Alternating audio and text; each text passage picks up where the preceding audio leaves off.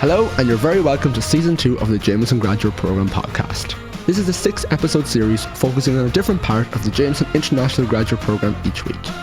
These episodes aim to share insights onto how the programme supports you both professionally and personally from both past and present brand ambassadors. You'll get to know all about that serious character we look for in candidates. And on this very special bonus episode, I'm delighted to be joined by Claire Tolan, Managing Director of Ireland. Claire will also be talking to us all about her career journey and learning from leaders. Hey, how are you? Claire, how are you? Brilliant. You just asked me how I was and I completely disregarded that. I'm fine. Good. In the lead up to that kind of Christmas season, getting a bit of a Christmas buzz. Claire, you are, as I mentioned there, the Managing Director of Ireland, which is a huge, your role holds such responsibility. However, your journey started on the Jameson International Graduate Programme, did it not? It sure did, yeah. And before we kind of get into your, career journey, I want to talk about, before that, what did you study in college? When did you learn about the Jameson International Graduate Programme? What drew you to it? So I studied international marketing with French and Spanish in DCU. And it was very, not very strategic in terms of how I chose what I wanted to do. So 2 of my cousins actually did the same course before, and they were from Mayo, but they used to stay in our house when they were doing Erasmus, when they were traveling over and back because we live close to the airport. Mm-hmm. So whatever, mid-teens, I saw them kind of living this glamorous life, going over to France and spending a year over there. So because I was doing languages, I decided, okay, that's something I would like to do. I'd love to travel. I'd love to live abroad. So that was how I decided what I was going to study. You didn't want to go down to them to Mayo and live the glamorous life? No. I went to DCU, so not too far. I'm from Malahide. So I went to DCU and did international marketing and did French and Spanish. So I did my 3rd year in Spain, which was amazing. And then when I came back from there, obviously did 4th year. And at that stage, everybody was really serious about, trying to find jobs and getting onto all the different graduate programs. But having spent the year abroad, I was, quite attracted to what was called the EOP program at the time, the European Overseas Program. So it gave you access to roles in international markets representing Irish brands. And I was on my way to the States on a J1 with a bunch of girls and got called for an interview with Irish Distillers. So went in and did the interviews and next thing you know, was back in Dublin to do the training. Now, before we go into the training, the graduate programme, I have 2 questions there. One was, where did you do your J1? Chicago, okay. I did mine in New York. I was jealous that people who went to Chicago. Oh, it was amazing. New York was a bit too big. It was great, but I don't know if it's J1, more of a postgraduate kind of year thing, I think. Yeah, well, there were 6 of us living in a studio apartment. Probably sharing one. Some people lived in the wardrobe. Yeah, I was going to say, they're probably sharing one bed, so everyone gets like one little... Depending on the night. Yeah. And do you still have the Spanish or French? Do you still speak it? Would you still be strong with it? Spanish better than French. So my French was better because I'd done that in secondary school. I did French and German in secondary school and then gave up German and took up Spanish.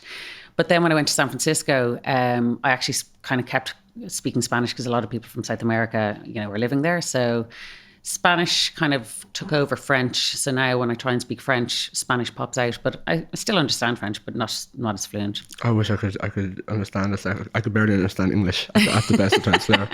So you started your training, and then what was the training like for you? Because it's changed a lot in the the graduate program's been around. We're on 30 years now. It's constantly changing, constantly evolving. So what was the training like for you when you started? Well, first of all, I remember going into town and buying all these suits because I was a businesswoman then. So, like skirts and blazers and going into work down in Smithfield. So we did our training down there. It was brilliant. There was a really nice group of people who I'm still good friends with quite a few of the people. So Simon Fay was the same year as me. My friend Sheila Golden is in the States still. Both of us went to the States. Really tight group of people, really passionate. We learned all about whiskey and did, all the training in Middleton. And then myself and Sheila, because we were going to the States, we had to wait for visas. So we actually were in Irish Distillers for like 3 months. Okay. Yeah. What were you doing while you were waiting? Were you working on overseas? Like, were you working with the US team or were you working with the Irish team? No, I was working with the US team mostly. So kind of we did a big project evaluating the market. Any jobs anyone wanted done were kind of what we did. But just trying to, first of all, understand the market. So we did kind of deep dive into reviewing the spirits market and what was going on and trends and all that kind of stuff. But nobody knew our names. And I have straight hair and Sheila has curly hair. So they used to call it straight and curly. So where did you go in the States? What was your year like on the program? Well, it was a bit different then because you didn't know where you were going. So it was like 3 weeks of training at the time. And I remember during those 3 weeks, everyone's like, well, I want to go here and I want to go there. And people are kind of like, schmoozing up to the managers for the different markets and trying to get their foot in the door. I really wanted to go to Spain because having spent time there, but that didn't work. But they said to me, didn't do enough schmoozing? I obviously am not a great schmoozer. But they came back to me and said, okay, well, we've decided you'd be great for San Francisco. And I was a bit like, oh. Then I got to San Francisco and I clearly remember being in San Francisco, driving along one day going, this is the dream. Like, why did I not want to come here? Amazing city, super quirky, but quite small. So you could get around it really easy. You could get to know people. You could get to know all the bartenders and, the sales reps, brought me around to all the different accounts. So like pretty quickly you're walking down the road and people are saying hi to you, which was really nice. It's funny as well, like you talk about there, you weren't too keen on going to San Francisco initially. And we always get asked on the program, do you have a preference of where you go in your first year?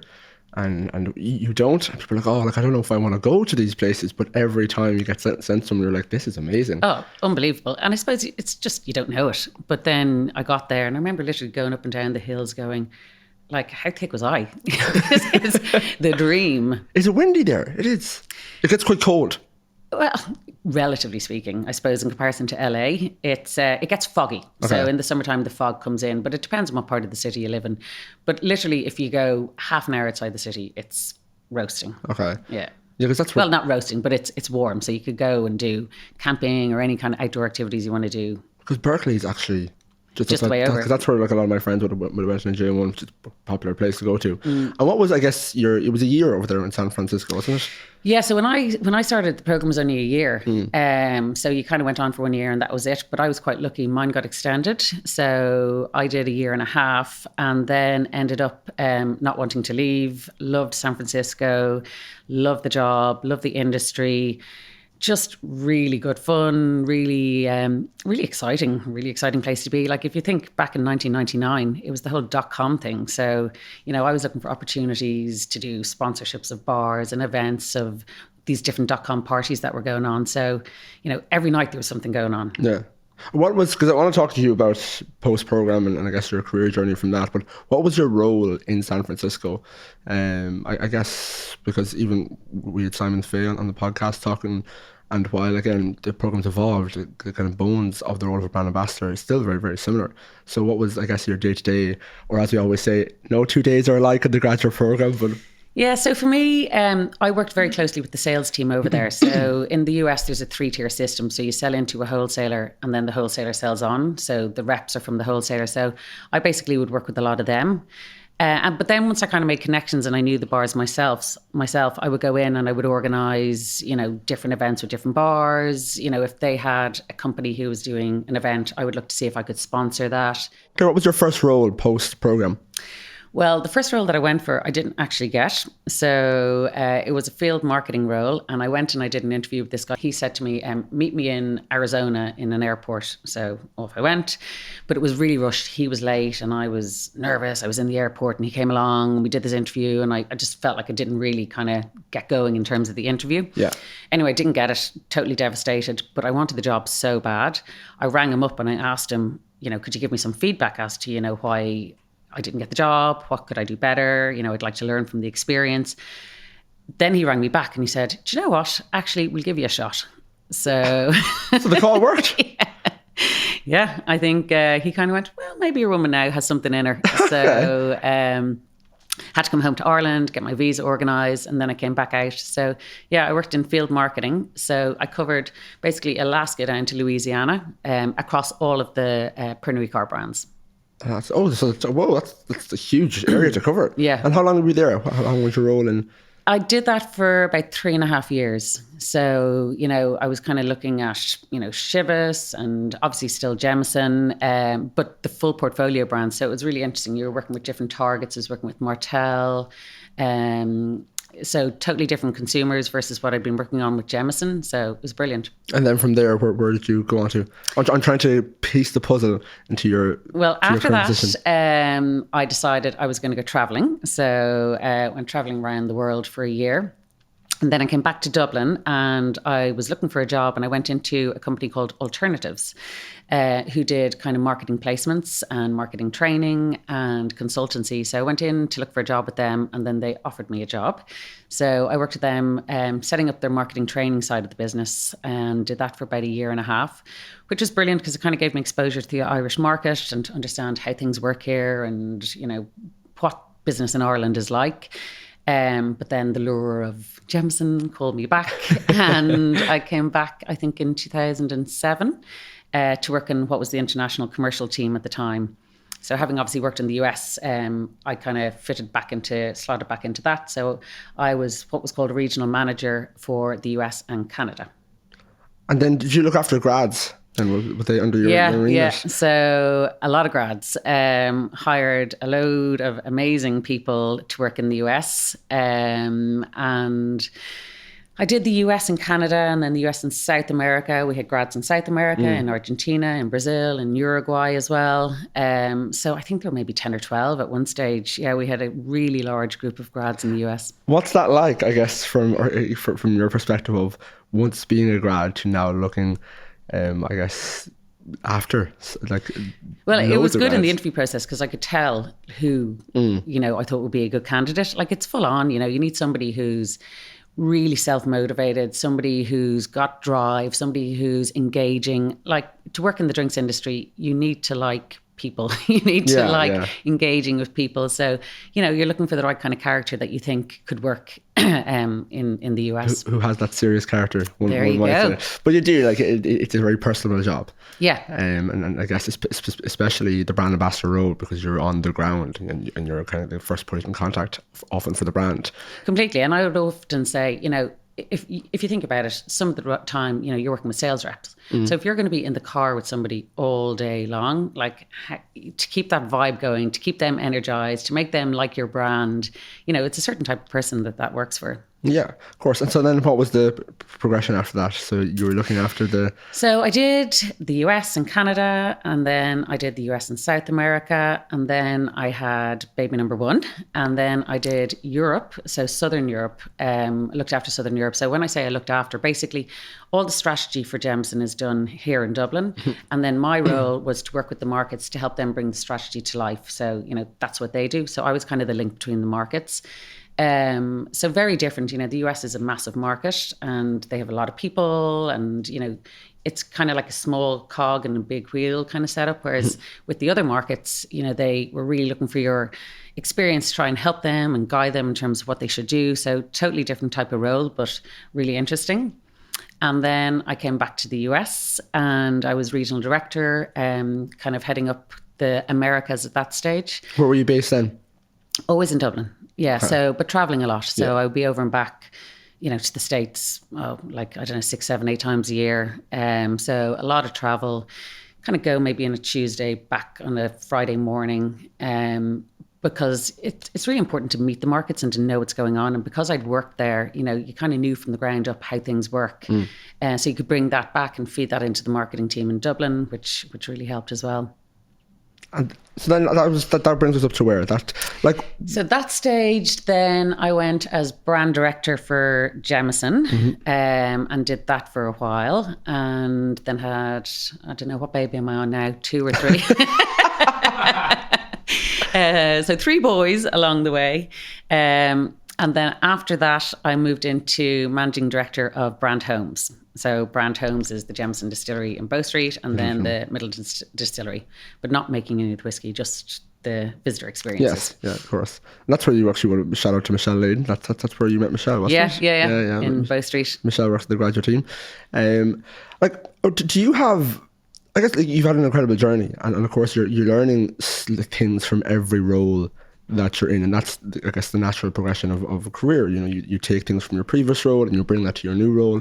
But is there anything from being a brand ambassador, or from, I guess, your start, you can point to the journey that you took with you, or that you learned that has helped you, I guess, get the role that you have today, or certainly progress as well as you have?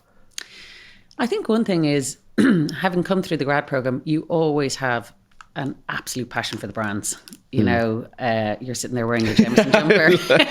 with my Jameson bag, and in the bag is the Jameson cap. I'm the same. I have my Jameson bag, my Jameson socks. You just have an inherent brand love, because, you know, your job at the start is to make other people love the brand, basically. Yeah. So you're super passionate about it. You know, my friends go in and look at back bars. They know only to order our brands, you know. So you have that passion, you have that love, and you have that real desire to share that. So that's one thing. I think also you get a really good grounding of the business. You're seeing how things are done on a practical basis. You're seeing what the role of the sales rep is. You're seeing, you know, what works and what doesn't work. But also selling, you know, you're selling the brand with your customers, with consumers. And, you know, I think some people think that sometimes selling isn't maybe the sexy side of things, but actually everything we do, to a certain extent, you're selling your ideas, you're selling your creative stuff if you're more in the marketing side of things, but you still need to sell it into somebody. So, you know, that's a key skill that I think you learn as well. You get a grounding of every aspect as well. I know from personally my role currently at the moment, you know, I see the sales and I see the marketing side of things as well. And it's quite holistic how it all comes together. And it's quite good getting that experience, because you're on a kind of balancing between both, and you're getting so much exposure, which is great, which kind of sets you up for, I guess, post-program opportunities. Totally. Like, just the practicality of seeing stuff come to life in the market is, you know, really exciting. I think sometimes people who are in marketing who don't have that grounded experience of seeing how stuff works on the ground, you know, aren't as rich marketeers. You also get a great, certainly for now, you get a great exposure into different aspects of the company too, as a sales, marketing, digital. So it's much easier, and it kind of gives you a clear vision of maybe what you want post-program. And you see it all the time with people who are on the program, who've gone down the sales route, who've gone down the marketing route, who've gone down the digital route, or whatever, the experiential route, whatever it might be. And it's because they got that exposure at the start of the graduate program from what you do. Now, it's great as well. The graduate program is now up to a 3-year program with 2 international placements, which is amazing, and the training and development that you get. But those, I guess, the bones of what you receive has been there since the start. Yeah, totally. And do you have a favorite kind of memory on the program? Not like in your entire career, but on the program for that year, or a year and a half, actually, yours was extended. Do you have a favorite memory? Do I have a favorite memory? God, the whole thing was good. I'm trying to think of one thing in particular. I don't know. I guess the experience for me, I'm not sure if one particular thing, like the whole experience was amazing, you know, going to a place that you had no idea or no kind of preconceived ideas about, to all of a sudden, you know, falling in love with the city, to building your confidence, making new friends. And, well, I suppose it's led me to where I am now. You know, I've pretty much nearly been at the same company apart from that time in alternatives for my whole career. So it's led me to a good place. Did you always think you were going to be in the drinks industry when you started, or is it just you just keep getting drawn, or you were drawn back to it because you enjoyed it so much? Yeah, no, I didn't at all. Like, I went for the interview with Jameson, and next thing you know, I got the job, and it just kind of led on from there. But for me, I really enjoy it. I'm very sociable. You know, I like the connection. I like the people side of things. There was a sales guy in the States who used to always say, look, we're not selling ketchup. So, you know, when you bring people down to Middleton, I had guests down there last week. There's something amazing about it. Like, you open the doors of the warehouse and all the casks are sitting there, and, you know, opening the cask and smelling it and the aroma. Like, it's amazing. But it's a sociable industry as well. So there's so much heritage and history and, you know, people that have looked after these brands over all the years to what we've created now, which are these big international brands, which are a huge success. Even from a Jameson perspective, it's an incredible story, and to be part of that, immediately, even before you start working, you're kind of like, okay, like to be part of a successful brand, a brand on the up. If you go to South Africa, you see big billboards for Jameson, and you go to Russia, you go to Australia, you go obviously to the States, but you go to Argentina. So globally, it's huge. We actually had we had Connor Friel back in season 1, if anyone wants to listen, who talked about his time on the program. And he tells a funny story of when he was on the radio station in Argentina. And then I think he flew to Uruguay and someone was like, "Oh, you're Connor. I heard you on the radio." And he's like, "That is bizarre." But it's just because the brand... That guy, Andy, is the DJ, yeah. So I hosted him. He used to come over every year as part of the global broadcast. Oh, yeah. Yeah. He's huge. Absolutely huge down there. Massive. Yeah. You touched on there, actually, and this is something that Simon Fay, who was also talking about his career journey, talked about was confidence and how the graduate program gives you confidence. Would you agree there, and kind of sets you up with a level of confidence that you wouldn't have had? Totally. It puts you outside your comfort zone. You're moving to a different country. Like I remember at the start calling up the sales reps, and say the number was 415-215, whatever the phone number was. So I was ringing, "Hi, my name's..." Glad you didn't give a phone number there. People start ringing it. So I was trying to get in contact with all the sales reps to tell them I was here. I'm the new brand ambassador in town, but no one understood my accent. So no one rang me back. And I was like, that's weird. Like, why is no one ringing me? So I rang again. But the order I was saying the numbers in wasn't the way that they do it, in terms of 3 numbers, 4 numbers. I was doing it differently. So no one picked up the number plus an Irish accent on top of that. So, just... Oh, so instead of like 55501, you'd be like, 0876. Yeah. 354. Okay. Yeah. So I just said it in a way that nobody picked it up. So no one rang me back. So I just had to find ways to find all these people. So I literally You also become a spy on the program, apparently. Well, I was like, okay, well, if they're not going to ring me back. So I found where the office was and I brought some donuts and I went down and I met them. And, you just have to find ways of making things happen. That's how did they find? Were they a bit like, how did you find us, or were they just happy to get the donuts? Well, they were happy to get the donuts, and then so just organised to work with them, and went out, worked with them. But if you're bringing value to their customer calls, well, then they're happy to have you. Is there any skills that you would have, I guess, gained on the program that you still take with you today, or that certainly have grown from your time in the program that you use? Your current role? Yeah, I think, interpersonal skills, absolutely spending that time with people, learning to sell, learning the importance of following through. You could work with a sales rep and go to 10 different accounts. There's no point in going in saying hi. Like, you need to bring some value. So making sure that you follow through on whatever you said you were going to do. If you're going to do a tasting, if you were going to organise an event for them or whatever it was. So, being really organised as well and managing your time, and then just being self-motivated. Yeah, because it is very it's quite an it can be quite an autonomous job at times too, and often, and certainly I've realised myself this year, is that you can create the work for yourself, and often you need to, which is something that I guess I hadn't experienced before.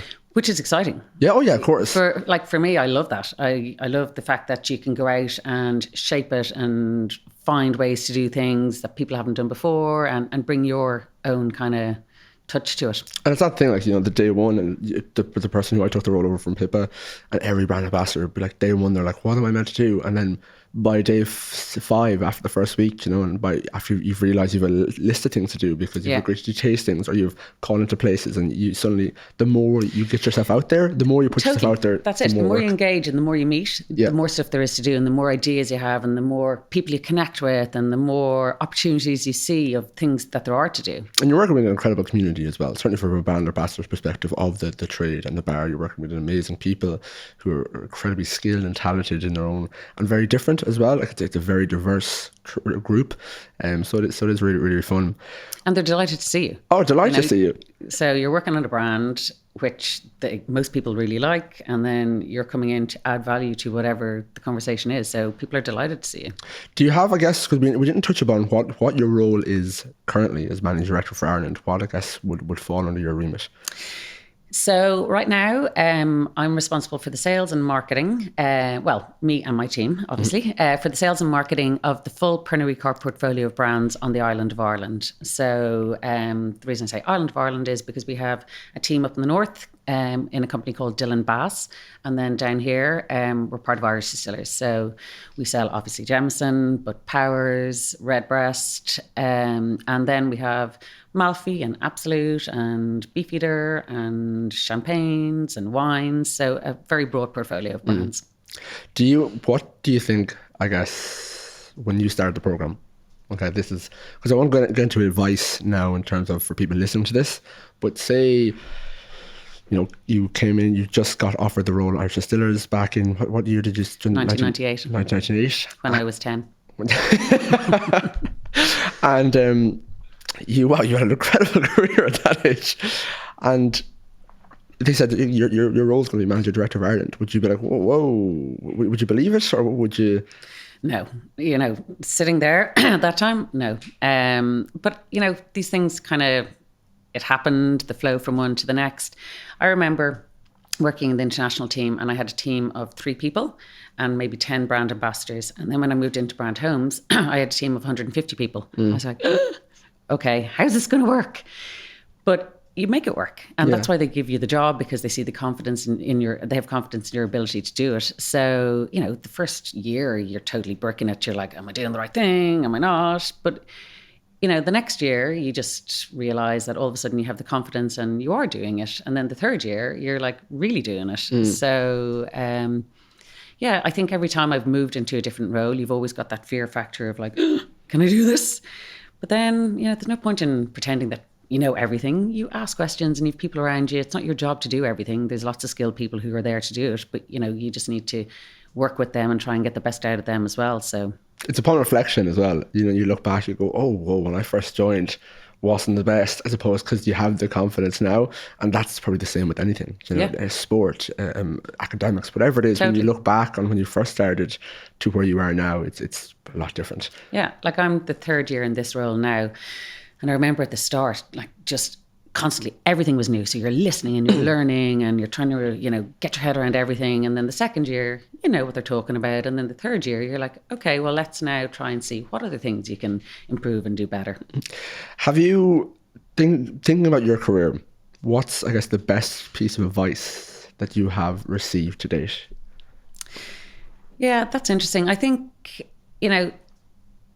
have confidence in yourself, so every time I went into one of these things, you're kind of going, oh, I'm not sure if I'm going to be able to do this, but people don't mind that as long as you're trying, so just have confidence in yourself and give yourself a break. Stop trying to put like all this massive pressure on yourself all the time. I must be overachieving. I must be this. I must be that.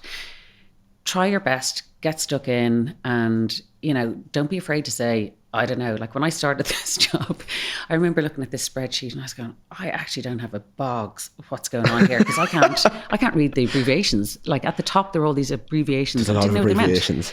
So I was like, guys, I actually don't know what those are. I don't know what any of the numbers are because I don't know what the headings mean. And they're like, oh, okay. So, don't take yourself too seriously. Have a laugh, enjoy it. And, people don't expect you to know everything. So, be humble and just say, look, I'm not really sure what that is. And people accept that, and that's fine. That's a great piece of advice. And people like to be asked for help as well.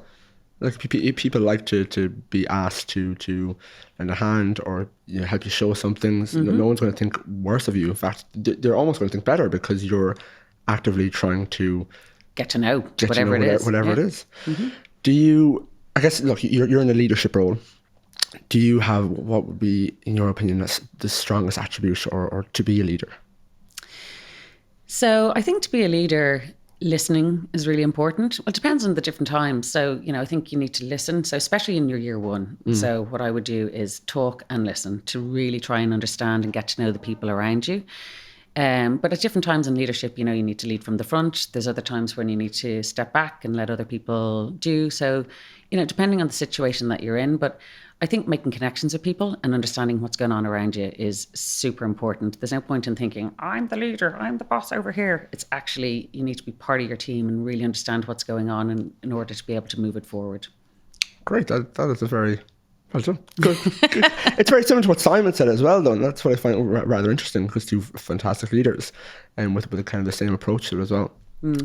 Do you have like a biggest success to date? Because I've one or two more questions, and then I'm gonna go into the quick fire, the lighthearted stuff at the end. But do you have, I guess, for you, the biggest success to date in your career? I think probably the thing I'm most proud about is the redevelopment project at the Jameson Distillery. Mm-hmm. So, I started into that project and worked with Paula Reynolds and John Carroll and Ray Dempsey and a whole group of people and an amazing agency, and Michelle Layden, of course. But it was, basically redeveloping the whole experience. So it was a construction project as well for about 6 months. So totally putting yourself into an area that you know nothing about, which is managing a massive construction project.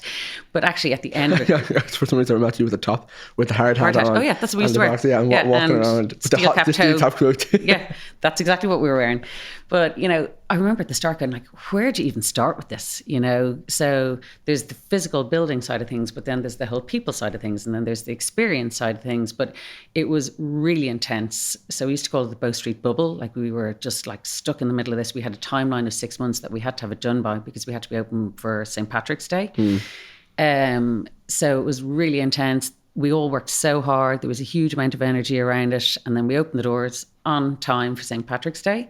And it has just been awarded for the 4th year in a row, the leading distillery experience. So, Congratulations. Well, thank you. It's not just me, it's obviously the whole team and the experience that is delivered there. But, it was a really exciting project to work on. So that's probably the thing I'm most proud of. It is. It's a very, everyone who goes there, it's incredible. And the amount of experience they have too, in terms of, I think a lot of people thought it was just a tour, but there's so much more. There's the Black Bar Brendan cast, there's the Shakers, there's the cast draw. There's so much going on while kind of keeping it very true to the old grounds of Bow Street Distillery, which is lovely. And I love inside, and actually for people listening who have been to the distillery or are going to the distillery, if you go in and look on the carving, on the... Oh, for the names? For the names. You can notice by the bar and by the, whatever, the tables.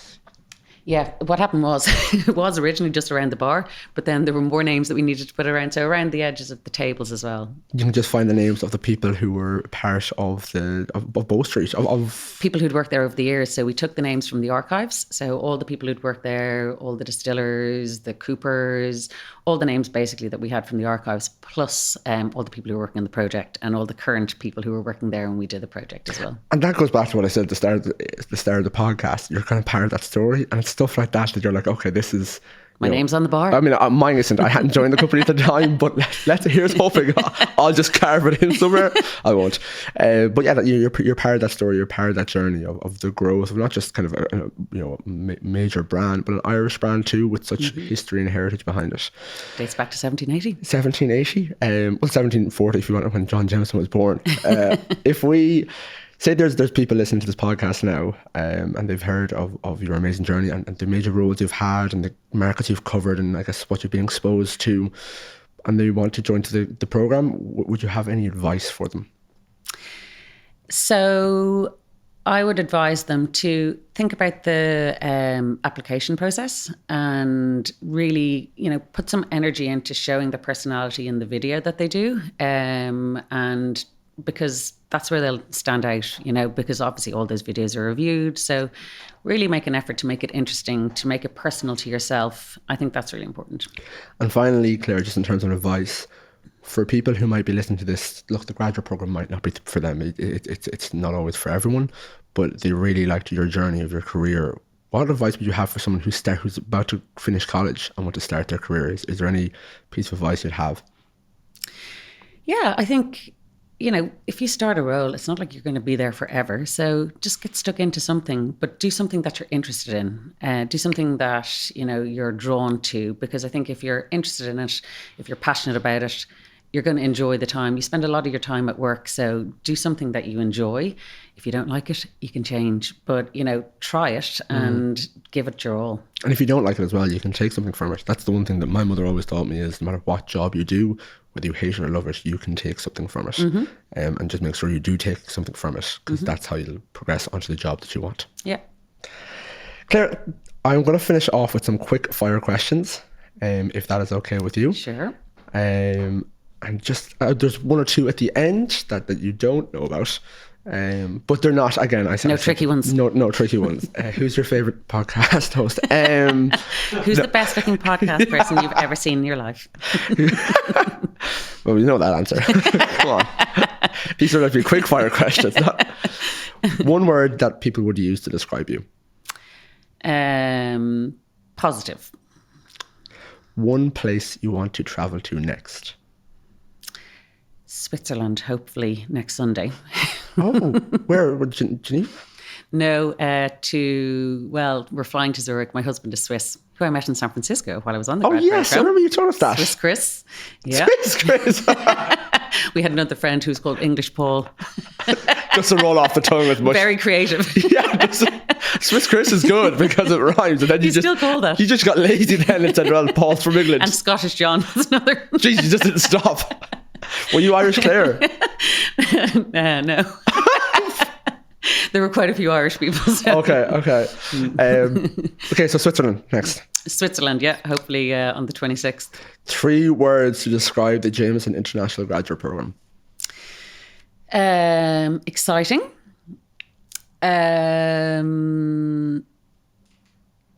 Engaging.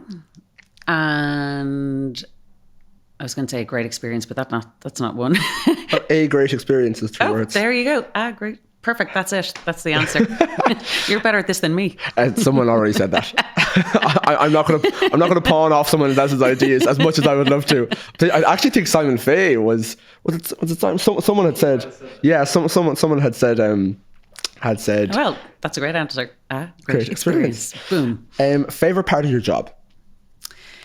It says 1 word answer here, but you can't give a 1 word answer there. So favorite part of your job. Sales. Okay. Oh, you did great. Boom. I'm getting better. Claire, but the last 2 questions, I guess, is: do you have a favorite memory of your time on your career so far? Like not just the graduate program, your career. Do you have a favorite? Probably before we opened Bow Street, we did this whole kind of team huddle. And we were all like just so excited, and we couldn't wait to show what we had kind of created to everyone. And there was such intensity and excitement with the whole team. Everyone's wearing the new uniforms. No one has been inside as yet. And we did this kind of practice day. The energy that we had at that meeting was just unbelievable. So that was probably it. That's a lovely memory. Really nice. And finally, I guess my question is, there's the last, not really a surprise question, but there is someone who likes the idea of the program, might be a bit afraid of the video, but they're on the fence. What would you say to them? Don't be afraid. Just do it. Just show yourself. You know, we're looking for lots of different types of people for this program. Sorry. It's not just one type of person. Mm-hmm. Everybody has something in them that's worthwhile sharing. So show something that showcases your personality, I think. Thank you very much, Claire. Thank you. And for those people who are listening, if you do want to apply to the Jameson International Graduate Programme, you can do so on our website at jamesongraduateprogram.com. And please do follow us on all social channels for any updates, advice, hints and tips on the programme. And that's at Jameson Grad Pro on all social handles. And thanks so much to Claire for that very special bonus episode. We hope you enjoyed it. We'll see you next season.